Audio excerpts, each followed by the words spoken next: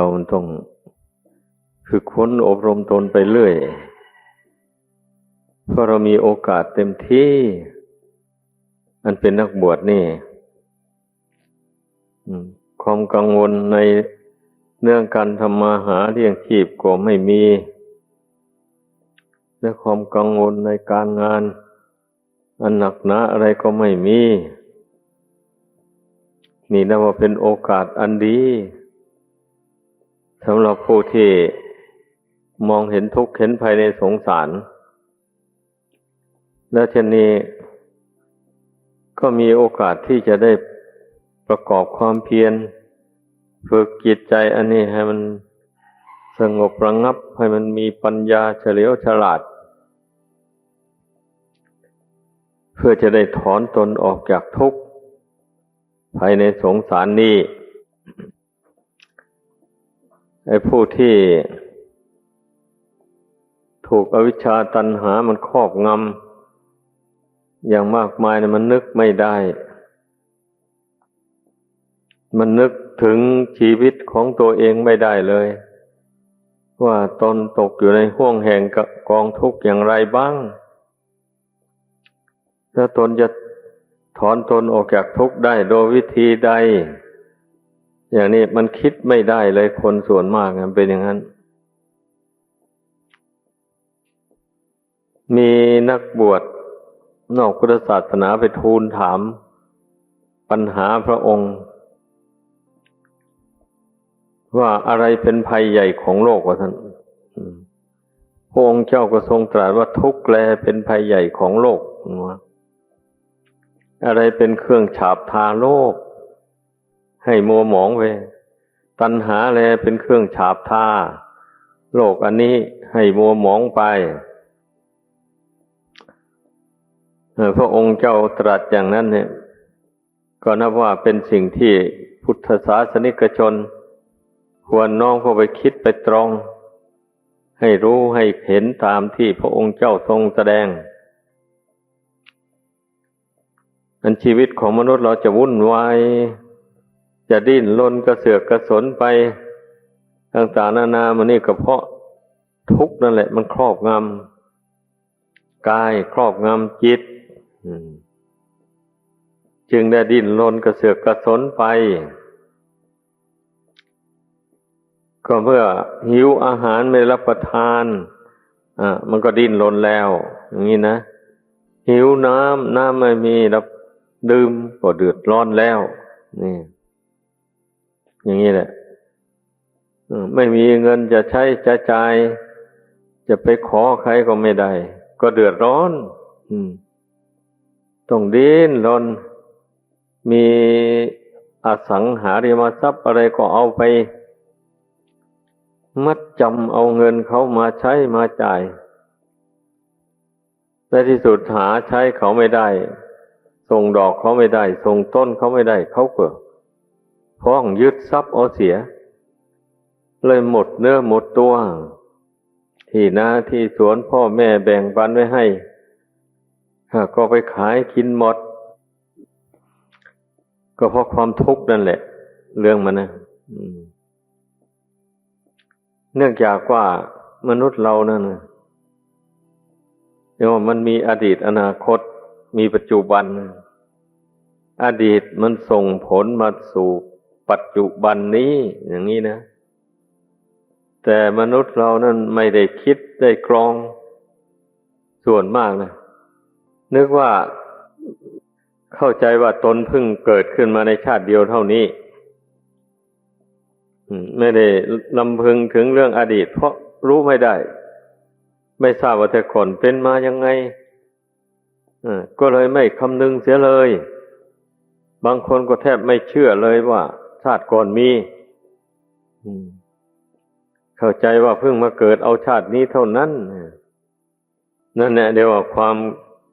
เข้าใจผิดท่านเรียกว่าอวิชชาก็ไม่รู้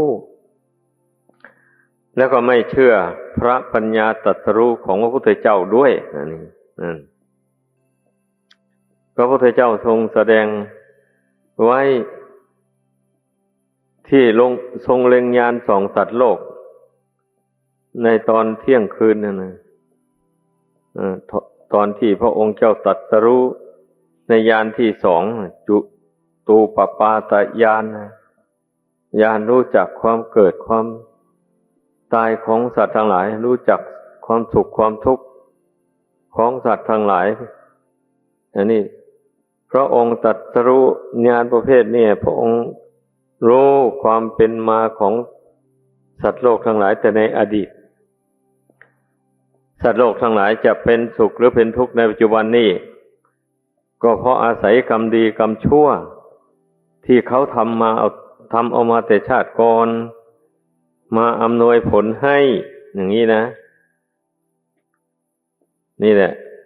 ถ้าผู้ใดหมั่นนึกคิดเชื่อพระปัญญาตรัสรู้ของพระพุทธเจ้าอย่างนี้ก็จะพยายามมาพิจารณาตนเองในปัจจุบันนี้แหละวะนี่เช่นอย่างว่าปัจจุบันนี้ตนยากจนข้นแค้นไม่มีสมบัติอันใดพอที่จะเลี้ยงชีพให้สะดวกสบายได้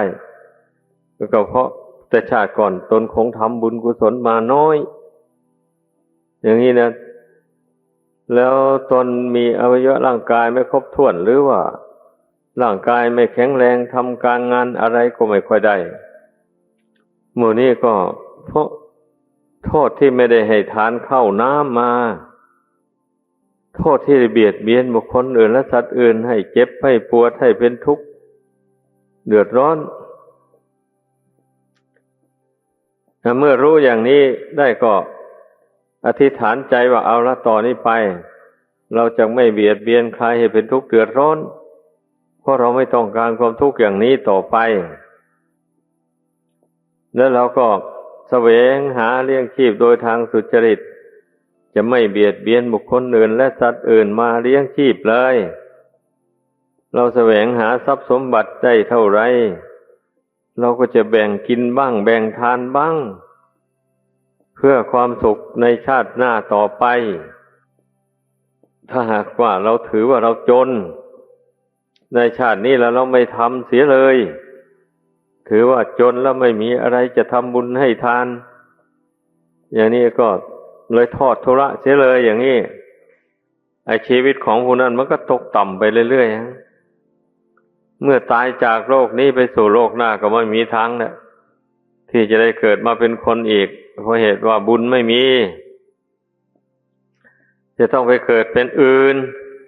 เช่นเป็นสัตว์สิ่งเดรัจฉานไปอย่างนี่ยังดีนะได้เกิดเป็นสัตว์เดรัจฉานนะถ้าไปเกิดเป็นเปรตหรือเป็นสัตว์นรกเขาจะยิ่งทนทุกข์ทรมานมากพุทธบริษัททั้งหลายควรจะไปคิดถึงตัวเองอย่างนี้ให้มากๆเพราะเหตุว่ามันมีเครื่องเปรียบเครื่องเทียบอยู่ไอ้ที่จะเป็นเหตุให้เราเชื่อกรรมเชื่อผลของกรรมก็คนเกิดมาในโลกนี้ทำไมจึงเป็นอยู่ไม่เหมือนกันเนี่ยนั่นแหละถ้าหากว่าไม่ต้องอาศัยกรรมดีกรรมชั่วที่ตัวทำมาแต่ก่อนตามมาตกแต่งให้อย่างนี้นะมันก็คงคันว่าดีก็ดีเหมือนกันหมดชั่วก็ชั่วเหมือนกันหมดแล้วสิถ้าเป็นสุขก็เป็นสุขเหมือนกันหมดแหละถ้าเป็นทุกข์ก็เป็นทุกข์เหมือนกันหมดสินี่เลยอันที่มันเหลื่อมล้ำต่ำสูงกว่ากันอย่างนี้นะลองคิดดูว่ามันเป็นด้วยเหตุอะไรนั่นแหละพระพุทธเจ้าจึงได้ทรงตรัสว่าเป็นด้วยการกระทำเพราะการกระทำของคนเรามันไม่เหมือนกันเราก็รู้กันอยู่ในโลกนี้ผู้มีกิเลสตัณหามานะทิฏฐิมากมันก็มักจะไปทำความชั่วใส่ตัวมากกลัวทำความดีผู้ลดละทิฏฐิมานะลงได้มาเชื่อคำสอนของพระพุทธเจ้าว่าทำดีได้ดีทำชั่วได้ชั่วอย่างนี้มันก็ทำดีไปเรื่อยแหละไอ้เรื่องใดที่ชั่วแล้วมันก็ต้องเพียรละเว้นไม่ทำมันต่อไปนี่ผู้ที่ลดละทิฏฐิมานะลงก็ยอมเคารพน้อมต่อพระพุทธเจ้าต่อพระธรรมต่อพระสงฆ์โดยเฉพาะก็เคารพต่อพระธรรมคำสอนนั่นนะ เมื่อได้เคารพต่อพระธรรมแล้วปฏิบัติตามพระธรรมไม่ล่วงเกินที่พระองค์เจ้าทรงห้ามไว้ว่าสิ่งนี้ควรเว้นไม่ควรทำก็เว้นตามอย่างนี้นะสิ่งนี้ควรทำควรบำเพ็ญให้เกิดให้มีก็พยายามทำตามโดยความไม่ประมาทอย่างนี้นั่นแหละชื่อว่าเคารพในพระธรรมคำสอนของพระพุทธเจ้าเมื่อเคารพในพระธรรมอย่างนี้แล้วก็ชื่อว่าเคารพในพระพุทธเจ้าเคารพในพระสงฆ์สาวกของพระพุทธเจ้าเหมือนกันนะมันเป็นอย่างนั้นเพราะฉะนั้นน่ะให้พึ่งพากันพิจารณาให้รู้ให้เข้าใจความหมายแห่งธรรมะคำสอนของพระพุทธเจ้ามันมีเรื่องเปรียบเทียบกันอยู่มีเหตุมีผลที่จะให้คนเราวินิจฉัยได้เลยว่าไอ้คนเราทำกรรมดีย่อมได้รับผลดีมีความสุขทำกรรมชั่วย่อมได้รับผลชั่วคือมีความทุกข์เป็นผลไอ้อย่างนี้นะมันเมื่อเราคิดเราวิจารณ์เหตุผลต่างๆดูแล้วนะมันเป็นเหตุให้เราเชื่อมั่นจริงๆไอ้คนไม่เชื่อต่อบุญต่อบาปอย่างที่ว่ามานี่แหละเหตุที่มันทำบาปเหตุที่ทำบุญกุศลไม่ได้เหตุที่ไม่สนใจฝึกฝนอบรมตนก็เพราะไม่เชื่อต่อคำสอนของพระพุทธเจ้าเช่นพระพุทธเจ้าทรงตรัสว่าวิริเยนะทุกขมัจเจติอย่างนี้นะผู้จะพ้นจากทุกข์ได้ก็เพราะความเพียรนี่ถ้าได้ยินได้ฟังนี้แล้วผู้ใดน้อมเข้าไปคิดไปตรองในพุทธภาษิตนี้เนี่ยก็จะรู้ก็จะเห็นได้ว่าอันความทุกข์นั้นมันเกิดมาจากเหตุถ้าไม่ละเหตุมันเสร็จแล้วเมื่อใดความทุกข์มันก็ไม่ดับไปจากจิตใจนี่เช่นนี้เหตุมันมายังไงพระพุทธเจ้าทรงตรัสว่าตัณหาแลเป็นเหตุให้เกิดทุกข์เช่นนี้นะเมื่อบุคคลสาวหาต้นเหตุของทุกข์พบอย่างนี้แล้วก็จะได้เพียรละตัณหานั้นให้เบาบางออกไปจากจิตใจเรื่อยไปโดยเฉพาะตัณหาที่มันให้อยากทำกรรมมันชั่วในตัวเองนี่แหละตัณหาประเภทนี้นะควรสนใจให้มากพุทธศาสนิกชนทั้งหลายนะตัณหาที่อยากจะไปฆ่าสัตว์ให้รักทรัพย์ประพฤติผิดในกามกล่าวมุสาวาทดื่มสุราเมรัยกัญชายาฝิ่นเฮโรอีนตัณหา5ประการนี่นะควรละก่อนอื่นทั้งหมดเลยตัณหาประเภทเหล่านี้แหละมันหน่วงเหนี่ยวชีวิตของคนเราให้จมอยู่ในทุกข์ในโลกสงสารอันนี้พ้นจากนรกมาแล้วมาเกิดเป็นเปรตมาทนทุกข์ทรมานจากเป็นเปรตอยู่นั่นก็เพราะแรงพ้นจากเปรตมาแล้วก็มาเป็นอสุรกายอสุรกายนี่ในตำราก็ไม่อธิบายไว้ละเอียดละออก็หมายความว่าอสุรกายนี่ก็คือพวกสัตว์ที่มันได้รับทุกข์ทนทรมานนั่นแหละแต่มันอ่อนลงมากว่าเปรตนั้นความทุกข์นะบัดนี้จากอสุรกายมาเป็นสัตว์เดรัจฉานไอ้ความทุกข์ก็เบาลงมาเป็นสัตว์เดรัจฉานนี่นะนี่แหละไอ้โทษของบุคคลผู้ที่ไม่เห็นโทษแห่งตัณหาไม่ละตัณหาแล้วมันก็ทำให้เกิดทุกข์ทนทรมานอยู่นี่พระพุทธเจ้านะทรงแสดงเรื่องนี้นะไม่มีใครแสดงได้ดอกไม่รู้ไม่เห็นพระพุทธเจ้ามีพระปัญญาอันยอดเยี่ยมทรงมองเห็นความทุกข์ของสัตว์โลกทั้งหลายมันมาจากตัณหาตัวเดียวนี่แหละกับอวิชชาแล้วทีนี้เมื่อมันมีอวิชชากับตัณหานี่เป็นคู่กันมาแล้วมันก็ เกิดกิเลส1,500ตัณหา108เกิดเป็นลูกเป็นหลานของอวิชชาตัณหาออกมาหลายประเภทเลยกิเลสของมนุษย์เรานี่นะมันเป็นอย่างนั้นเพราะฉะนั้นพระศาสดาจึงได้ทรงสอนให้พุทธบริษัทนั้นทำความเพียรทีนี้การทำความเพียรนั้นมีอยู่องค์สี่หนึ่งเพียรระวังไม่ให้บาปเกิดขึ้นในสันดานสองเพียรละบาปที่เกิดขึ้นแล้วให้หมดไปสามเพียรบำเพ็ญกุศลให้เกิดมีขึ้นในตนสี่เพียรรักษากุศลที่ตนได้ทำให้เกิดมีขึ้นในจิตใจนั้นไว้ให้ได้อย่าให้เสื่อมพระองค์เจ้าตรัสว่าความเพียรสี่อย่างนี้เป็นความเพียรชอบควรประกอบไว้ให้มีในตนนี่ก็บรรดาบาปทั้งหลายนะมันไม่ใช่ว่ามันมาเองมันมาสวมเอาจิตใจไม่ใช่ไอ้จิตใจนี่สร้างขึ้นต่างหากที่พระองค์ทรงสอนความเพียรในข้อที่หนึ่งนั่นนะเพียรระวังไม่ให้บาปเกิดขึ้นในสันดานนี่ก็เรียกว่าเพียรรักษาจิตนี้ไว้ด้วยสติสัมปชัญญะจิตคือความรู้สึกไม่มีรูปร่างสันฐานวรรณะอะไรทั้งนั้นเลยเป็นแต่ความรู้สึกอยู่ภายในท่ามกลางอกนี่หายใจเข้าก็รู้อยู่หายใจออกก็รู้อยู่นี่นะเราน้อมสติเข้าไปควบคุมความรู้สึกอันนี้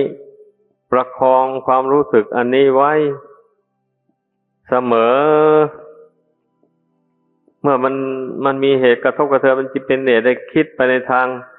บาปอกุศลแล้วก็ห้ามจิตไว้เมื่อมันคิดไปเช่นอย่างว่าใครมาด่าว่าตีเตียนเข้าไปอย่างนี้นะตามธรรมดานี่มันก็โกรธล่ะคนเรานะแต่ถ้าผู้ที่เห็นภัยในบาปในโทษทั้งหลายแล้วความโกรธก็ชื่อว่าเป็นอกุศลมูลเป็นมูลให้ทำบาปเมื่อรู้อย่างนี้แล้วก็ห้ามจิตไว้ไม่ให้มันโกรธเขาจะด่าก็ยอมให้ด่าไปซะเมื่อเราไม่ยึดถือเอาคำด่าของเขาแล้วมันก็ไม่เจ็บไม่แสบอะไรเมื่อเราไม่ยึดถือเอาแล้วเสียงที่เขาด่ามามันก็ดับไปเท่านั้นเองเช่นนี้แล้วมันก็ไม่โกรธเมื่อไม่โกรธมันก็ไม่ได้ด่าตอบกันไม่ได้สร้างบาปอกุศลขึ้นในใจอย่างนี้นะนี่แหละเรียกว่าเพียรระวังไม่ให้บาปเกิดขึ้นในสันดานความโลภก็เหมือนกันนะระวังเมื่อมันคิดเห็นของสมบัติของผู้อื่นมีมากมายกายกองคิดอยากได้ขึ้นมาอย่างนี้ก็รีบห้ามจิตทันทีอันนั้นมันสมบัติของผู้อื่นมันเกิดด้วยบุญวาสนาของเขาเราจะไปคิดแย่งชิงเอาของเขาเลยถ้าไปคิดแย่งชิงเอาของเขาอย่างนั้นมันก็เป็นบาปเป็นโทษเรียกว่าไปเบียดเบียนไปทำเขาให้เป็นทุกข์เพราะเขาไม่ได้พอใจให้เราแต่เราไปแย่งไปชิงไปใช้อำนาจบาดใหญ่เอาอย่างนี้นะเมื่อมีสติเตือนตนได้อย่างนี้จิตมันก็หยุดอยากได้ที่มันคิดเพ่งเล็งไปอยากได้สมบัติผู้อื่นนั้นมันก็หยุดลงเพราะมันรู้ความจริงนี่จริงถ้าไปวางแผนเบียดเบียนช่อโกงจี้ปล้นเอาสมบัติผู้อื่นเอาเป็นของตนนี่มันจะต้องได้ประสบกับบาปทั้งในปัจจุบันและเบื้องหน้าแน่นอนนะถ้าเจ้าทรัพย์เขารู้ว่าใครเป็นผู้มาแย่งชิงของเขางี้เขาไปแจ้งต่อเจ้าหน้าที่เจ้าหน้าที่ก็ตามจับเอาพร้อมด้วยของกลางได้มาฟ้องร้องต่อศาลพิจารณาเห็นว่าผิดจริงก็ตัดสินติดคุกติดตารางนี่ความโลภมันเป็นมูลเหตุที่ให้คนเราได้ทนทุกข์ทรมานอยู่ในคุกในตารางก็มันเป็นอย่างนี้แหละ บัดนี้ไม่ใช่ว่ามันพ้นไปนะติดคุกในชาตินี้แล้วนึกว่ามันจะพ้นตายไปชาติหน้ากรรมชั่วนี่มันจะไม่ตามไปสนองอย่าไปเข้าใจอย่างนั้นมันยังไม่หมดอันนี้โทษเกิดจากกฎหมายบ้านเมืองต่างหากส่วนบาปกรรมที่บุคคลทำนั่นน่ะมันติดสอยห้อยตามไปทุกแห่งทุกหนไปติดคุกมันก็ตามไปในคุกนั่นแหละอย่างนี้นะพ้นจากคุกมาแล้วมันก็ติดตามมาเมื่อละโลกนี้ไปแล้วมันก็ติดตามไปอำนวยผลให้เป็นทุกข์ในชาติต่อไปนี่แหละเพราะฉะนั้นจึงว่าให้มีสติสำรวมจิตว่าอย่าให้มันเกิดความโลภเร่งเพ่งเล็งไปในสมบัติของผู้อื่นนอกจากเพ่งเล็งไปสมบัติของผู้อื่นแล้วก็อย่าให้มันเพ่งเล็งไปในทางกามตัณหาเช่นอย่างว่าก็ไปเพ่งเล็งรักใคร่ใน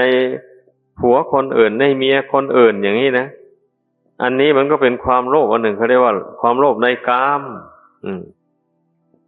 เมื่อหากว่าไปผูกพันกับเมียคนอื่นผัวคนอื่นเข้าไปในทางประเวณีเข้าไปอย่างนี้มันก็เกิดบาปเกิดโทษในปัจจุบันนี่เมื่อฝ่ายหนึ่งรู้เข้าอย่างนี้เอาแล้วก็ผูกเวรกันแล้วหรือว่าทะเลาะวิวาทกันแล้วในระหว่างผัวและเมียอย่างนี้ดีไม่ดีก็เลยหย่าร้างกันไปลูกเต้าก็เป็นทุกข์เดือดร้อนนะพ่อแม่แยกทางกันเดินใครก็ไม่เหลียวแลปล่อยให้ลูกหากินเอาโดยตามลำพังอันนี้มีอยู่เนี่ยในโลกเนี่ยมีอยู่ทุกยุคทุกสมัยเลยนี่แหละโทษของความโลภในกามทั้งหลายมันย่อมเป็นทุกข์ทนทรมานทั้งตัวเองและคนอื่นวันนี้กรรมชั่วเหล่านี้แหละก็ย่อมติดตามไปเมื่อละโลกนี้ไปแล้วกรรมชั่วนี่มันก็ฉุดคล้าเอาดวงจิตเนี่ยไปสู่นรกอบายภูมิอย่างที่ว่านั่นเนี่ยนี่นะแต่ผู้ใดสำรวมจิตของตนได้ไม่ให้ความโลภครอบงำไม่ให้ความโกรธครอบงำไม่ให้ความหลงครอบงำอย่างนี้แล้วก็มันก็ไม่ได้ทำบาปก็ไม่ได้เกิดขึ้นในจิตสันดานเป็นอย่างนั้นดังนั้นถ้าหากว่าไปพลั้งเผลอไปสร้างบาปให้เกิดขึ้นในจิตสันดานแล้วก็อย่าไปยึดถือเอาบาปนั้นไว้พระองค์สอนนะให้เพียรละบาปนั้นให้มันหมดไปจากจิตใจคือเพียรละความโลภอย่าให้จิตมันเพ่งเล็งไปภายนอกอยากจะได้สมบัติผื่นเพ่งของตนสำรวมจิตภาวนาพุทโธไว้ภายในอย่างนี้เมื่อใจมันไม่วิตกไปในทางบาปอกุศลเช่นนั้นนะแล้วก็อธิษฐานใจละไอ้บาปกรรมอะไรที่ได้ลุ่มหลงกระทำมาแล้วก็เป็นความประมาทความสับเพร่าเพราะฉะนั้นจะของดเว้นเลยตั้งแต่นี้ไปจะไม่ทำอีกแล้วอธิษฐานใจละเว้นอย่างนี้เสียเช่นนี้อธิษฐานละบ่อยๆเข้าไปบาปที่ลุ่มหลงทำมานั้นมันก็หมดไปเพราะใจไม่ยึดถือเอามันนี่นะนี่แหละเรียกว่าเพียรละบาปเพียรอธิษฐานละในใจแล้วไม่ทำบาปใหม่เพิ่มเติมเข้ามาอีกอันนี้มีทางที่บาปเก่านั้นจะหมดไปได้ขอให้เข้าใจถ้าหากว่าบาปนี่เป็นสิ่งที่ละไม่ได้แล้วไสพระศาสดาก็ไม่สอนให้พุทธบริษัททั้งหลายภาคเพียรพยายามละบาปออกไปเมื่อละบาปออกไปแล้วก็เพียรพยายามสั่งสมบุญกุศลเข้าใส่ไว้ในจิตใจนี้อย่าปล่อยให้ใจว่างอยู่เฉยๆถ้าหากว่าปล่อยให้ใจว่างอยู่เฉยๆแล้วสักหน่วยบาปมันก็จะแทรกแซงเข้ามาอยู่ในจิตใจอีกเหมือนเดิมนั่นแหละเหมือนอย่างที่พืชต่างๆที่เกิดอยู่ในพื้นดินนี่นะ ถ้าหากว่าไม่มีต้นไม้ที่มีผลปลูกลงไป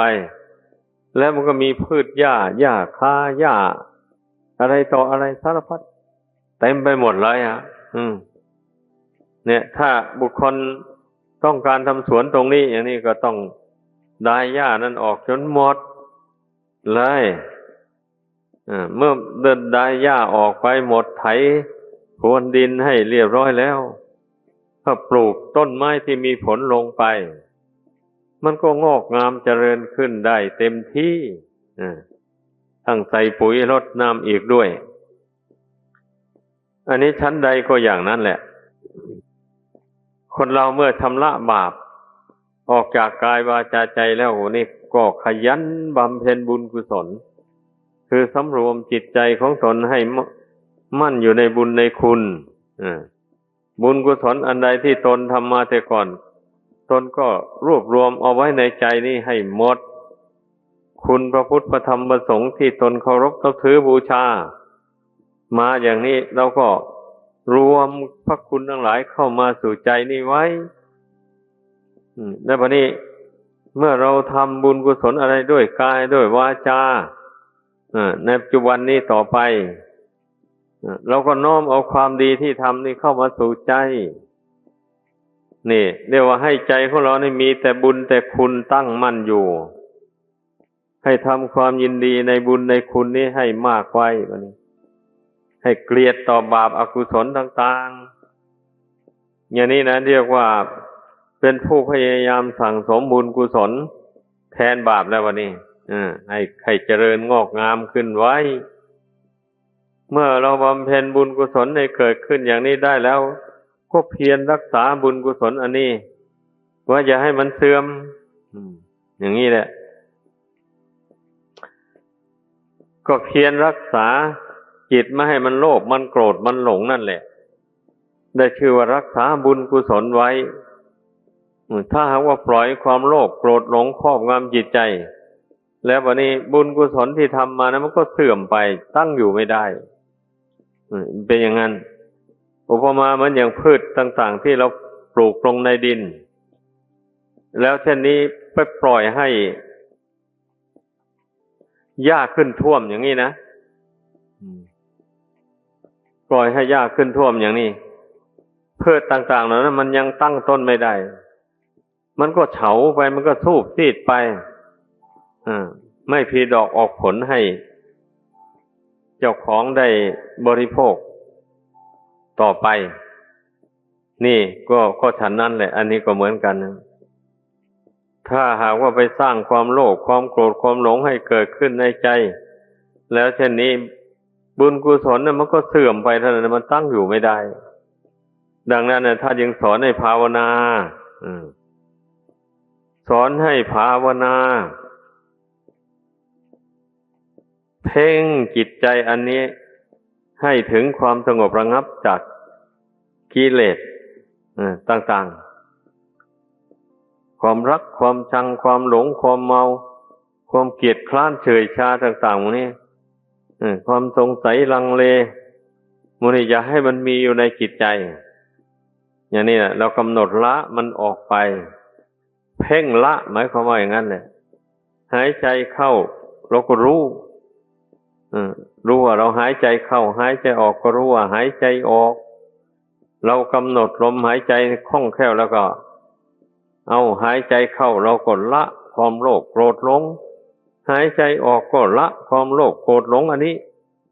อธิษฐานใจกำหนดใจละอยู่อย่างนั้นนะก็อย่างนี้แหละจึงเรียกว่าเราเพียรพยายาม